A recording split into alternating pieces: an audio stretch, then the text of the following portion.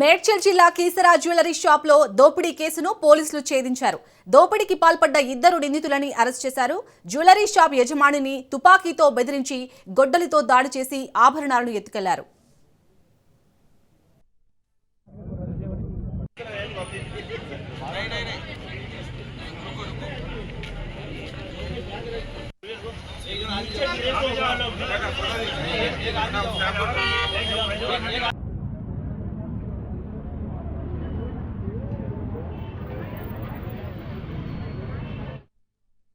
మేడ్చల్ జిల్లా Keesara jewellery shop లో దోపిడీ కేసుని పోలీసులు ఛేదించారు. దోపిడీకి పాల్పడ్డ ఇద్దరు నిందితులని అరెస్ట్ చేశారు. జ్యువెలరీ షాప్ యజమానిని తుపాకీతో బెదిరించి గొడ్డలితో దాడి చేసి ఆభరణాలను ఎత్తుకెళ్లారు.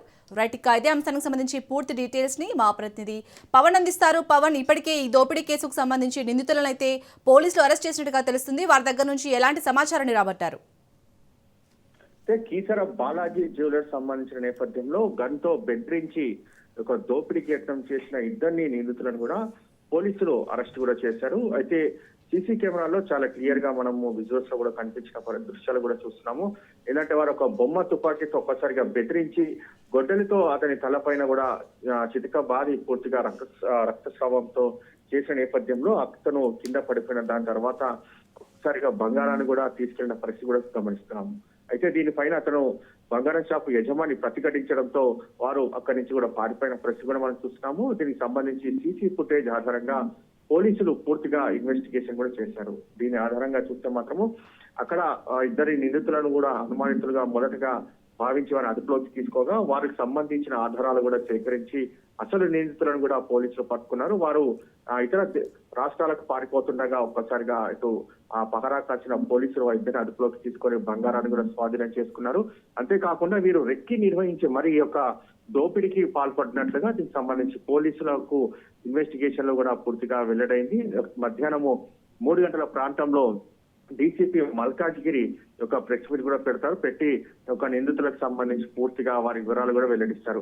మరోవైపు చూస్తే మాత్రం ఈ కేసుకు సంబంధించి అన్ని ఎప్పటికే సీసీ ఫుటేజ్ కావచ్చు, వారు దేనికంటే యొక్క దాడికి పాల్పడ్డారో యొక్క దానికి సంబంధించిన వెపన్ కావచ్చు, పిస్టల్ సంబంధించి కూడా వాటన్నిటిని కూడా పోలీసులు స్వాధీనం చేసుకున్నారు. 3 గంటలకు నిందితులకు సంబంధించి అన్ని వివరాలు చెప్తామని చెప్పి పోలీసులు తెలుపుతున్నారు.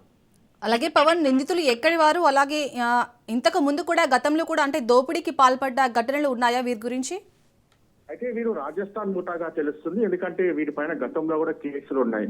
అయితే ఇదే తరహాలో కూడా ఒకసారి నగర శివార్లో కూడా ఇది ఒక దోపిడీకి సంబంధించిన జ్యువెలరీ షాపు ఆ యొక్క కేసు కూడా నమోదైంది.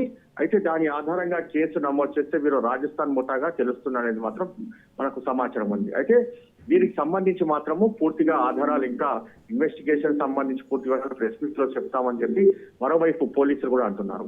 Right, thank you Pawan.